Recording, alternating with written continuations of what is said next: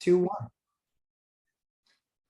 Good afternoon, everybody. It's Matt, aka the Lumberjack Landlord. And guys, I got to be honest, I am absolutely thrilled. You know how much I love real estate agents. And we've actually got a real estate agent that was willing to come on the show. But even better, there's a reason why I invited him. He's one of the guys that actually knows stuff. So I'm super excited to have you. Michael Bordenero, welcome to the show. Welcome to Lumberjack Landlord. Super pumped to have you. Agent to the stars in Miami. Appreciate you being here. Thank you for having me on, Matthew. It's a pleasure. Absolutely pumped to do it. So what I wanted to talk to you about was so often, right? So my channel, the folks that watch me, they understand I absolutely can't stand real estate agents because I think 80% of them are completely useless. Yeah. They don't know their markets. They don't know it. They don't know a deal. They don't know how to calculate a mortgage. They don't know, oh, that's an efficient heating system. It's actually the least efficient out there. And so that's what kind of grinds my gears in working with people that are trying to invest in real estate. So I always talk to them about preparing themselves and then finding a broker that really understands the area, understands what rents are, really understands, and that way you're connecting with an actual real estate expert. So because you have your YouTube channel, and that's actually how I found you, because I'm not shopping for real estate in Miami, not yet. Too hot of a market for me. But one of the things that I wanted to kind of talk to you a little bit about was, and I've picked it up, and I think for me, it's kind of maybe a subtle nuance, and maybe some other folks don't pick up on it really, but the difference between the definition of kind of a correction and a crash. Yeah. Because you were a broker through the 08 recession or the Great Recession. Yep. I just got my license back then. I was a newbie right in the business, right as things were coming down. Perfect timing. Like Jordan Belfort, his first day on the stock market was Black Monday. Yeah. So, well, looking back, it was a good thing, but at the time it felt like, oh my God, man, this is horrible. Nobody's going to want to buy anything. Could you pick a worse time in history to start this career? Exactly. So, like I was saying, I think that there really is kind of that difference. We try and stay away from kind of the fear porn of crash. We recognize that a correction is coming. We recognize that real estate is hyper local.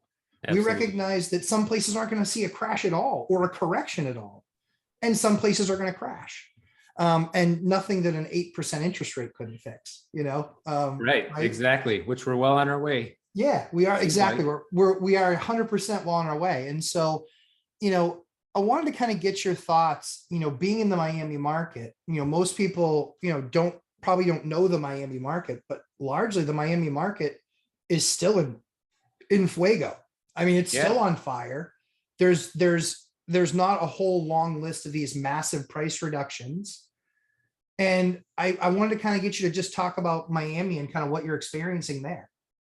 Yeah. I mean, Miami, just like you said, is still pretty much on fire. We don't really have a lot of price reductions here, and the price reductions you do see are all on grossly overpriced listings anyhow. In fact, I walked by one yesterday when I was shooting a video. Place had been on the market for almost 6 months now, and just a couple of price reductions, but way overpriced. So they're not selling. Those type of listings just aren't selling. So that's the first thing. Yeah. But the other thing is, our inventory is actually way down here because we had a huge influx of people move here. Once the lockdown started everywhere, and Miami was like one of the first cities to kind of lock down, but we were also one of the first ones to open back up. Right. By June 2020, it was like spring break here, man. In fact, spring break never stopped, even though they had things closed, So people kind of came here on vacation. They saw that, and they see it on the news like, wow, I'm tired of being locked up at home. People from New York, California, buying property down here left and right, even from other countries too. So we saw a lot of that over the last 2 years, and they pay cash. So yeah, they do. Yeah. I mean, there's hardly any financing, more than 50% of the deals here are all cash deals. And, it's hard to have a market crash here when, nobody has an incentive to sell. Like, why are you going to sell your property at a loss when you don't owe anything on it? Right. You know what I mean? You're not hurting for money. Obviously, this is your second home, third home, whatever. Right. So yeah, it's a lot different, the dynamics this time. In Miami last time, we saw a ton of properties here that people bought with no money down. Like Right. almost every listing on the market back in 08, 09 was a short sale or a foreclosure. They were just everywhere, and you could pick them up on, cents on the dollar back then. So things have changed a lot between 08 and right now in 2022. Yeah. One of the things I talk a lot, talk a lot about on my channel is debt structure. Debt structure. The debt structure this time is nothing like it was in 08. It's just nothing like it. No, it's 52, not. 52% of the loans that were done back then in those vintages were adjustable rate mortgages that had, they were 1 year teasers or 2 and 28 teasers. And they were ninja loans, no income, no job, no assets. It's Yeah. all good. Yeah. And I saw those. I was too stupid to get those loans. I couldn't get them. I was like, why am I putting 20% down on this investment property? And that guy's doing it for nothing. And they were like, oh yeah, I'm sorry. We just don't have that product available for you. I was like, this sucks. But, as I look at it, I thought it was really amazing, again, because I think a lot of the folks that are talking crash, crash, crash is they don't understand how slow the market rolls, that it really has an ebb and a flow to it. And I'm not saying that there won't be some markets that may crash, but to call for a median house price crash, I just don't see how that's possible, especially with the debt structure and a lot of stuff. I think you made one great point about people paying cash for their homes. They don't have to sell. Right.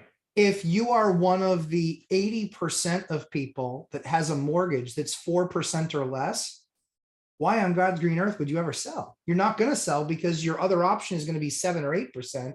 That better be one heck of a house, or you better be making a lot more money than you were a couple of years ago, right? For sure.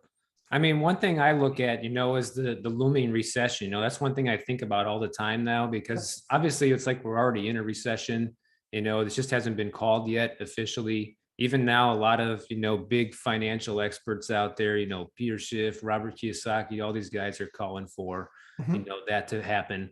And, depending on how bad that gets, I feel like that could lead to a crash. But as of right now, it's not happening. Right now, we're seeing the markets that were way too overpriced to begin with come down more back to reality. We're seeing price cuts in those places that need to have the price cuts, but as far as the median home price back to 2019, maybe not, maybe never.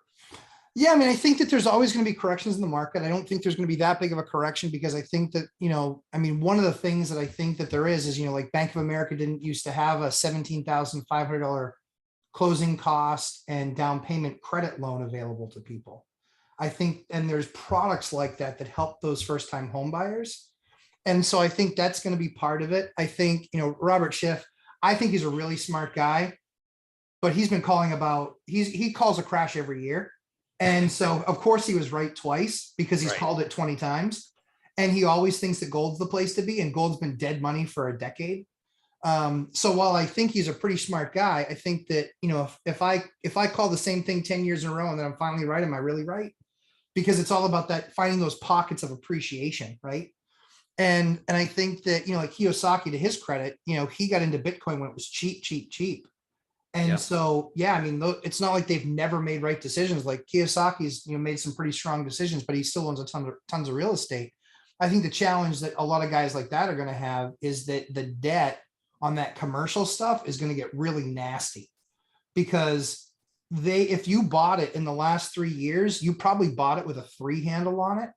And now if you're 3, 5, or 7 year adjustable, you're going to be coming up and it's going to have a 7 or an 8 on it. And the question is did your rents double for your office space in the last 3 years? No, not even close. You're lucky if they're the same as they were, just because so many companies are working from home and doing that hybrid model, right? So that's one of the things why we really focus on, with my 117 units, I really focus on small multifamily residential 2, 3, and 4 unit stuff. That way you're still pretty liquid, because you can pretty much always sell a 2, 3, or a 4. Especially when it cash flows. And so, I think there's going to be a lot more owner aux, what we call that, the 4-3-2-1 strategy with the cheat code to wealth. That's really what we focus on, is people saying, instead of getting that new single family home, what if you could buy into a 4-plex and then have 3 of your neighbors basically paying your rent for you? So when you talk about correction or crash, how do you kind of determine that? Like, what is the barometer by which you use, or the measuring stick that you use to say, this is what I would consider a correction, and kind of this is what I would consider a crash? Yeah, well, in the past, that probably would have been different than now. I mean, now I would look at it a little bit more drastically because of the massive appreciation we've seen, especially down here in Florida. Like Yeah. here in most of Florida, we've seen 40% increase in price in the last 2 years. We're Yeah. seeing homes that used to be 250 grand now are over 400,000. That's like kind of normal. Yeah. So to me, a correction would be probably somewhere in the 10 to 15% range. Okay. More than that, that would probably be a crash. 20% or more, I would call that a crash. But Yeah. that's just an arbitrary number that I'm just coming up with that I would consider to be more of a crash than a correction. It's a really good arbitrary number, because those are exactly the numbers I use. Oh, that's awesome. I basically say 0 to 20, that's a correction. Yeah. 20 or more, now we're crash territory, because something fundamentally broke if we're getting past 20, right? Yeah. And I think to your point, though, I think so I'm actually in the interest of full disclosure, I'm shopping in Las Vegas, who I think is always the bellwether, right? Like, they're always the first one to go start sailing and soaring. And they're always the first one to start hearing the putt putt and the crash crash boom boom. Oh yeah. And so in shopping in that market, what I found tremendously powerful and kind of eye-opening was, I just found a house that was kind of in that range of what I'm looking for. It was $1,050,000, and within 7 days they did $100,000 price cut. Wow. From $1,050,000 to $950,000. So I then get curious. I'm like, that's interesting. Why would you take literally a 10-point cut in 7 days? You must have not gotten one phone call. So I look at it and I'm like, all right, that's interesting. So it dropped to $950,000. And then I'm like looking around at the other stuff that had recently sold, and I'm seeing stuff that had sold at $850,000. So we call that, on my channel, we call that wish pricing, or selling on hopium. Yeah, that's a good name for it. Right? Like $1,050,000 and your comps are $850,000, like, you're a jerk. Like, and that realtor likely is going to get fired before that house gets sold. I know. Because how many price reductions do you have to do to get there? So my other thought process too is the ones that sold at $850,000, they sold when rates were 3.5 or 4, and now they're 6. So that's accounting for no adjustment. So I think that's right. But the most interesting thing I think about that entire scenario was that house sold and traded in 2019 for $550,000. That's unbelievable. So when you look at the numbers, and that's one of the things that I'm really cognizant about, people that are calling for crashes or looking at the rate of decrease or price decreases or price discounts, is off of what number. You said it earlier when we were off camera, we talked a little bit about that, and it's, where are they starting that number? Yes. Is that what you're seeing in Miami too? Because you're not really seeing price reductions. So are people still kind of in the phase right now of just like, what the hell? Let's put just some crazy number on it. Yeah, I mean, that's always been the case here ever since I even started in real estate. We've always had like those pockets of sellers that will just put something on the market for a crazy number to see if anybody will bite, because we have a lot of international buyers here. Maybe they don't know the true value. They think they're going to sucker somebody into buying it for more than it's worth. Who knows what they're thinking? But I personally won't take a listing like that, because I know I'm not going to sell it, and I don't want to waste my time, Yeah. So if the seller is not happy with my pricing, I don't take the listing. Yeah. So, and they're also buying cash, so appraisal doesn't matter. right. Doesn't matter. Yeah. So they can get away with that, if they find the right person, basically. And sometimes they do, on rare occasions I see it, but most of the listings that have price cuts here are just way overpriced to begin with. And that's an old story for Miami. This is not new compared to the situation we're in now, but anything that's priced right here flies off the market, in like a week. So, and the stuff that's priced right, that does fly off the market in the week, is that still 30%, 40% higher than where it was 2 years ago? Well, that's the thing. Miami is interesting in that way. For single family homes, kind of, yes. Okay. For condos, though, they don't seem to appreciate as much as single family homes, probably because there's just so many of them here, like there's condos everywhere. If you've ever been to Miami, Yeah. you know, it's high rises galore here. Yeah. So there's no shortage of, you know, high rise condos, mid rise, low rise, whatever you want is available. So there's kind of always inventory for that, even though inventory is down right now. But even now, I still see, you know, places like a 1 bedroom, for example, that you could buy right here in Miami Beach for 160, $165,000. And maybe before the pandemic, that place would have sold for 120. You know, I'm not good at math in my head, but that's 40. not a 40% increase, you know. Yeah. Yep. It's up, but it's not like, you know, the price has doubled like it has in many other areas, because Miami was already very expensive before It was. this all hit, you know, that's the thing. So we didn't have as much room to climb to begin with, like other areas did, in Florida especially. You know, you saw the most affordable areas in Florida pretty much just skyrocket because anybody could just walk in and buy a house for 200K. And those days are over, you know? So for the people that, excuse me, for the people that are calling for a crash, what would be the 2 or 3 things that you would point to that you would say, this is what makes me believe it's not a crash? Or the 2 or 3 things that they're saying that that make you say it probably is a crash? What are those kind of couple things that might either align you with that concept or not align you with those concepts of crash? Well, the first thing is, you know, how many houses are selling, you know, because the more we see sitting on the market, you know, the longer places start sitting, the more inventory starts to build. Yes. And if prices aren't coming down, then I think that's kind of a sign that it's starting, because, you know, something's got to give. If they actually do want to sell, then eventually the price will have to come down, especially with the interest rates that we got right now. Sure. So that's the first thing. I look for the building inventory, you know, and then if the inventory is building, how many price reductions are we seeing? Like here, it's not very many, but like in a video I did yesterday, I saw some data from Redfin where a lot of cities across the western part of the country, 40, you know, places like, Provo, Utah, you know, 48% price reductions on the market. I mean, that's almost half the listings sitting on the market that have price reductions. So clearly the crash has begun in areas like that, you know. So I would be looking at those 2 things mainly to see what's going on, but then also the sale prices, you know, are they coming down? Are they going up? What's happening with that, you know? But that's something you have to track over a long period of time, because, you know, you almost have to look at the last year to see what things are selling for. And, you know, right now we're only halfway through 2022. So really not until the end of the year, you're going to get the true picture of what happened this year, you know? Yeah. So guys, Michael Bordenero, this is, and thank you so much for saying that, because that is something I hammer on my channel all the time, which is price reduction does not equal loss. It's just exactly in that example that I had for the Las Vegas house. $1,050,000 was ridiculous. 950 is ridiculous. If they even trade at 850, then that's still on par with what just recently sold, except the person has a payment that's 40% higher or 50% higher. So that would tell me that there's still some resilience, right, in that market.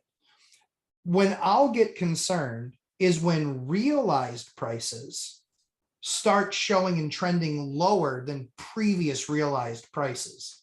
That's when we're going to start. That's when you're really actually seeing correction, because I haven't seen that so far in any market. I've seen the reductions, the price reductions, but I haven't seen the realized sold price any digits lower than the previous sold price in the same neighborhood, in the same, and that should be happening soon based on rates. Just purely based on rates, that should be happening soon, right? Yeah, absolutely. I can point to a couple examples I saw here, because sometimes I just look to see what's for sale and, you know, whatever. And I see some listings, not very many, but there are a couple examples where I see whatever somebody paid for the place back in like 2007, right before, you know, everything started coming down, peak prices. I see people listing those places for less still right now than they paid back then. In some, in some instances, it's not very common, but you do see it if you look around. So there are still people that are still losing money that bought all the way back then, which is kind of hard to believe, because it seems like things have just appreciated so much. But like I was saying, Miami was kind of already at its limit before all this happened. So we didn't have that much room to go up, you know? My guess is in that neighborhood, there was probably some sort of a plutonium spill. Because Maybe, yeah, I don't know. well, it's just interesting because again, those are some of the things that we track, and I watch, I watch my market. I work with a bunch of other investors kind of all around the country, and they're, certainly on some single family homes. They're certainly seeing price reductions without a doubt. They're certainly seeing in some cases, we were already up 16.6%, I think, through the end of April or beginning of May. I can't recall which it was. And so I think, me personally, I think we're going to give some of that back. I think we're going to give some of those gains back. I don't think we Yeah. finish up at the end of the year 16.6. We're not growing from there. It's going to come down from there. I just think how much, how fast. I think rates certainly are a big part of it because that's a basis of what people can afford. But I think that it's still going to remain an inventory story, because if I've got a 4% mortgage or under a 4%, like the other 80% of people out there, why on God's green earth could I sell? I can't buy anywhere near the same house, for $700,000 or $800,000 with a 7% mortgage on it, when I've got a $600,000 house with a 4% mortgage on it. Yeah, I mean, I even made a couple of videos on that exact topic. One of them was called "Home Sellers Are Trapped," because Yeah. they kind of are trapped. They are. If you want to sell right now, you're in a kind of a bad way. Sure, you can get top dollar for your house, but where are you going to go? Right. I feel Yep. like the only option for people like that is you're going to have to sell it, take the money, downsize into something that's, less expensive than what you were living in before, and try to just wait it out Time the until market. Yeah, exactly. Time the market. That's going to be your best option if you're trying to do that, because otherwise, what else are you going to do? You're going to be forced to pay considerably more at this point to move up. Yeah, I think the challenge. So for elite investors, that's what we try and do, right? We would try and time a market, but Sure. that's with 20 years experience. That's with, having done hundreds of transactions.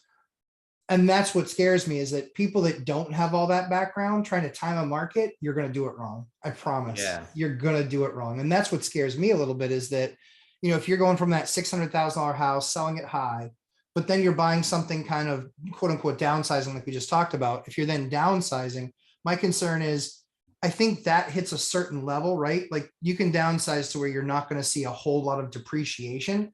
But that's the stuff. It's that stuff kind of median price and lower that as soon as it hits the market, it's boom, gone.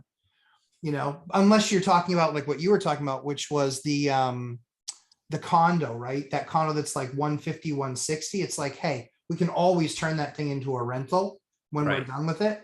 Like that's a power move. Like if you can get into something that's that inexpensive that you're like, yeah, we can live here. There's not a problem if you live here for a couple of years. That's something that becomes amazing, powerful, right? Yeah, I think it would take that level of sacrifice, and honestly, I'm a real estate agent that believes we don't really have a supply issue. The issue is that sellers have no incentive to sell. That's Yes, the issue. agreed. Those Agreed. houses are out there, man. Like you walk by, there's houses available on the street, they're still there. They didn't disappear, Nope. but they just don't have for sale signs in the yard. That's it. Yep. That's really what it comes down to. So I think as soon as that incentive gets fixed somehow, somehow or another, how it's going to get fixed, I'm not really sure yet. We're watching and waiting and seeing. But I think whenever the incentive comes back for people to sell, maybe the answer would be lower prices. Because think about if you're a seller and you bought pre-pandemic, you paid $200,000 for a house that's now worth $450. Are you going to care if you only get $350 for it? No. You're going to be, you're like doing a dance. Right. You're like, this is awesome. I just got $350 for this house. I paid $200. This is awesome. And to your point, I'm moving into that $160,000 condo, even though it's $40,000 more expensive than it was 3 years ago. What do I care? I'll rent this thing out when I'm done. Yeah, absolutely. Yeah, I think, and it's that's the thing that's scary though, is you have to do that almost in like a really big market where you can get kind of into that.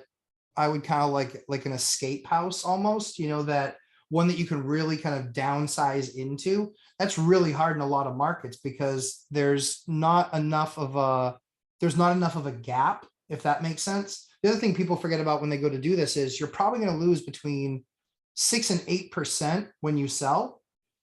And when you buy, you're going to be paying up another 3 or 4%, in closing costs and things like that. So it's Yeah. really like 12 points. So it's not worth doing it if it's like $100,000 difference or on the house, because if it's a $500,000 house, you're talking about 40 grand. You're going to do this to make 40 grand that you might make, maybe. So what do you think the things, what do you think are going to be the biggest differences in a crash? So we know that a crash is 20% or greater. We know that a correction is less than 20%. What do you think is the main catalyst to seeing one or the other? I would say it's probably going to be, how high are the rates going to go and how bad is the recession going to be? I think those two things are going to play the biggest factors because obviously in 08, we saw a lot of people getting laid off. Yeah. People were losing their jobs. They couldn't make the mortgage payments anymore. If we see another round of that, that'll definitely lead to a lot of listings coming to market quick. We're going to see people trying to sell and capitalize on the equity they gained before they go into foreclosure because they could still save it at this point. But if they all come at once, then obviously, we're screwed. And if the rates just keep going too high, which the Fed has said they want to tame inflation at all costs. So I think that's important to do. Otherwise our economy's toast, so Yeah. they have to do it. And if we see mortgage rates, tick up to 8% or more at these prices, Yeah. I think that's going to be inevitable. The prices just need to come down. Whether it comes down to crash levels, I don't know, but Yeah. I think that it's definitely going to help it come back to reality, but a severe recession or something like that, I think would probably be the actual game changer for a crash. Yeah. Yeah. I think a lot of that's right. I think that, in 08, I actually saw all of my rents go up. Yeah. I saw kind of that same thing happen Yeah. here as well. All my rents went in 08, 09, 10, all my rents went up. And it was because people were losing their homes and needed a place to live. And so That's all the right. rents went up. Yeah. And I think on the sales side, I think that the market, because everything is hyper local, I think the markets that have to be scared are the ones that have a massive employer that's like 50% of the jobs in a market, right? Yeah. Those are the ones that you have to be a little bit more concerned in those markets because it's like, if they lay off a 10% labor force, this town's in trouble. Like that's because it's all going to be then very hyper local. I think cities, we'll see how that happens. I think that, as the market develops, I agree with you 100% that rates continuing their rise and the pace by which they rise is what's creating the demand destruction that we're seeing in the market right now. So I think we're going from 6 million plus transactions that we did last year. I think we're high threes, low fours by the end of this year. I don't think we get anywhere near 6. I think the thing that crashes is transactions. Sure. Yeah, the transactions will crash and then it just becomes like a waiting game or who's more desperate, right? That's right. Is the seller more desperate to move and they don't care to take a loss on the home, or, is the buyer just so desperate to buy and they're going to pay exorbitant, interest rates and ultra high prices? And what's going to happen? Someone's going to have to give at some point. Agreed. Yeah. I think the other thing that's kind of great for you is that in Miami, it's not like that's not a market that Wall Street doesn't pay a lot of attention to. Yeah, no kidding. And so for them, if they're doing it with cash, what do they care? It's cash. Like, right. It's like, yeah, let's buy this distressed building at, a 20% discount. It's still a, $500 million. Who cares to them? Like they're doing it in cash. And I think that's where I see another great transfer of wealth occurring is, people that have these hundreds of millions or $billion funds that they can then deploy that money. They're going to be buying at a discount and they only need an adjusted return on that money. When it's cash, it just makes sense. And there's, real estate's real estate. So yeah, I hope we don't see that though, to be quite honest, I'm with you. That's just, that's one thing that's different this time, right? Back in 2008, we didn't see Wall Street getting involved in the real estate game. Like all the properties I was selling were still to regular investors, mom and pop investors, people like yourself that already had units. Wasn't big Wall Street hedge funds, buying up hundreds of houses in a certain neighborhood, or, big multifamilies or anything like that. And that's a big problem right now, because I just don't think it's right, to be honest. I understand those companies are out to make money, but at what point, is it kind of hurting more than it's helping, Yeah, I mean, I think all you ever have to do is be a tenant with a corporate landlord, and you'll never be that again. Yeah, really. It is, that's one of the things that we stay kind of engaged with our tenants. I'm a self-managing landlord. So we engage with our tenants. They know us, they know our name, they can send us a note and say, hey, my car broke down, and so I'm going to be out of work a couple of days. And that's something that we work with people on, because tenants are people and this is their home. And that's something that's near and dear to us. And you can send that to the corporate office all you want about your rent, and they're still going to be tacking on late fees. They are going to get you. They are going to get you. And so that's one of the things that I don't like, is that it makes it only business, and it takes people out of it. And I think anytime that you do that, you're not going to do the best thing for people, because often the thing that's 100% right for the business is not the right thing to do by the person. So right. I think that often can be a challenge. One of the things that we do when we buy a property is we actually don't immediately start moving to throw people out or raise the rent. We actually want to get to know them over a 3 or 6 month period and see if they're a good tenant. Do they take care of things? Are they responsive? Do they let us know that there's a problem? And then that's something that we say, hey, we want to give you the opportunity to lease up with us, and this is what the cost structure is going to be. Or they call me, 4 times a week, and it's, I saw a piece of weeds in the grass back there, and it needs to be cut down a little bit more. And, if you need that much more attention, I have to charge you that much more money, because my time equals money. And so I had to charge you more. But yeah, I think that the corporate landlord thing, I think, is going to get more difficult, and the pricing that they're charging for places is nuts. It is nuts. And it's really just taking advantage of people. It's really just unfair, to be honest. I hate it as an agent, and even just as a person, just watching it happen. I think it's terrible. How would you fix that problem? It's hard to say that the government should get involved, because obviously they've messed so much shit up by now. It's just, you enjoy getting your license now, do you? Yeah, they're the reason we're in this situation right now, to be honest. 100% agree with you. But in some ways, they're kind of the only ones that can fix it from a grand perspective. And, at least maybe they put a moratorium on everything else, put a moratorium on hedge funds buying real estate for the next 3 years, until we can dig ourselves out of this mess and, get back to more balanced market, then, lift the moratorium. It doesn't have to be outlawed forever, or, they're always going to find loopholes if you try to outlaw it completely. So I think that's kind of not really the way to go.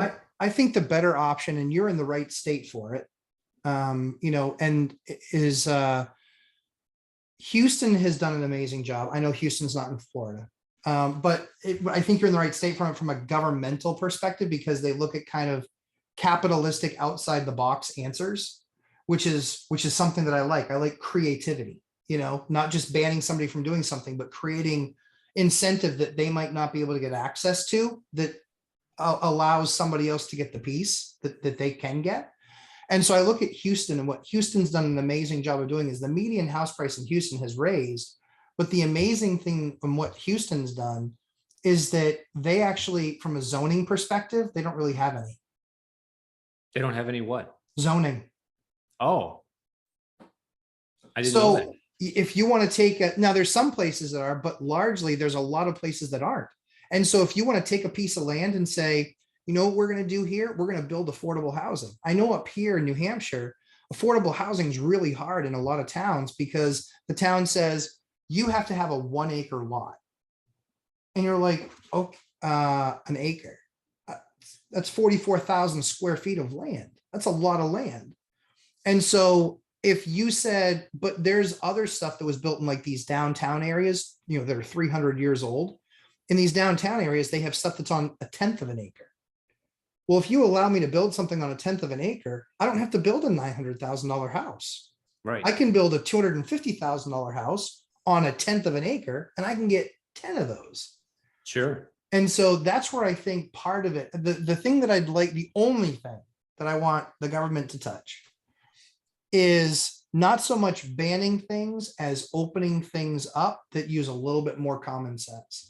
If we adjusted some of the zoning laws that we had and that's much more on a state level, but if we adjusted some of those zoning laws where they were really became more proactive on ADUs and things like that, that's something that actually makes it very easy to make a lot of affordable housing, because ADUs would be popping up all over the place if people are allowed to build them on their land. And you can build something like that for $100,000 or $110,000.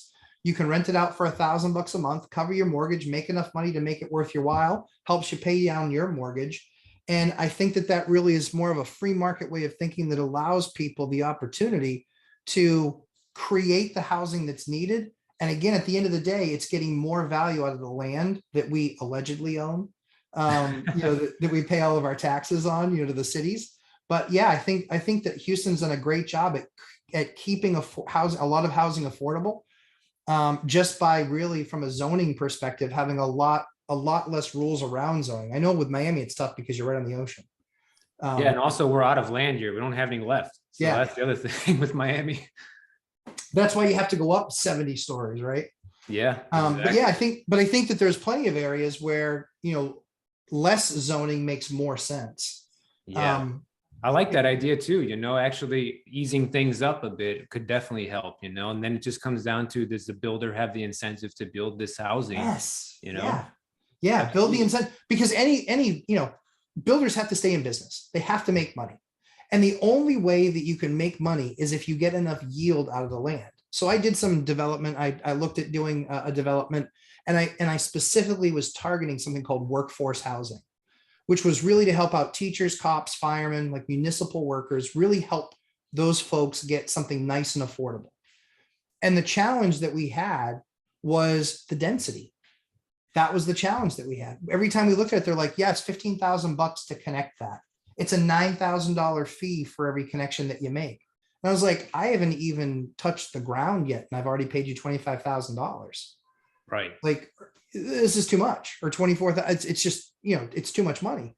And so I think that as we ease that up, I actually brought a plan to a town, and I said, you want to put 11 4-bedrooms in here. A 4-bedroom house comes with what? Usually at least 3 kids.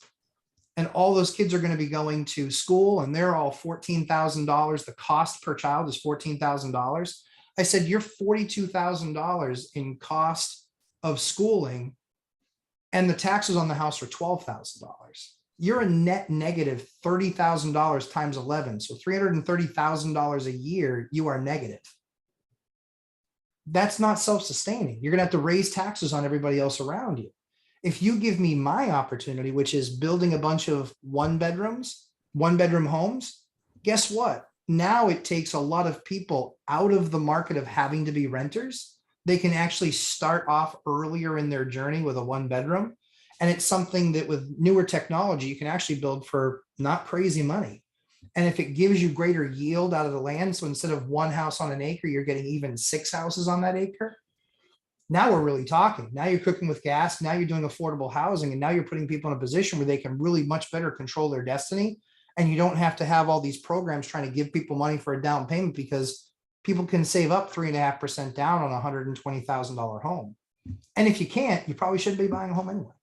Yeah, absolutely. I agree. And, now that you mentioned that, Matthew, I just remembered that Miami is actually doing something like that. They're not getting rid of zoning altogether, but we're looking at redeveloping big retail spots that are kind of abandoned and things like that aren't really being used, and develop those into affordable housing. So at least they're willing to change the zoning on something like that in order to make it happen, instead of just say, oh, you can't build nothing there besides a Walmart, Exactly. Are you really attached to that 50-year-old strip mall that's an eyesore? You're really that attached to that being redeveloped. Right. Let it be developed for use. Let's get some use out of it. So I do a lot of helping out with homeless population as well. kind of getting them through the process of going from a tent to a warming center, because we have those here in the wintertime, a warming center to then getting a cot, to then getting a hotel room, to then getting an apartment. And so that process, the problem is that a lot of those middle steps can't be done anywhere because no one wants it in their backyard. Right. And that's one of the things that we see a lot. So yeah, it's we kind of were all over the map. We covered a ton of stuff today, Michael. I really appreciate you taking the time with me. Can you tell my audience where they can find you? You can find me right on YouTube. You just Google up my name, Michael Bordenero, and you'll find me. You will find him and his quality stuff. Like I said, I love it that an agent actually gets in the numbers. Thank God there's some of you out there, because I would go nuts if there weren't. So I appreciate that. So guys, check out Michael Bordenero. He's absolutely fantastic. And Michael, hopefully we'll do this again sometime soon, but I appreciate your time and look forward to talking to you again soon. Sounds good, Matthew. Look forward to it. It's a pleasure talking with you. Thank you, my friend. Take care. You too.